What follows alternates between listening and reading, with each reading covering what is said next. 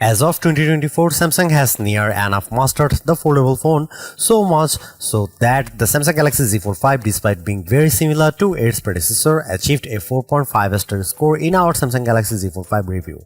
So it's likely the next model in the series, the Galaxy Z Fold 6, will also be a very good phone. First though, we have collected all the leaks and rumors about the Samsung Galaxy Z Fold 6 so far, and you will find those below. This includes information on the possible release date and price, and as well as some rumored specs and features. We don't have anything regarding the price of the Galaxy Z Fold 6 at the moment, so once again we'll have to rely on guesswork.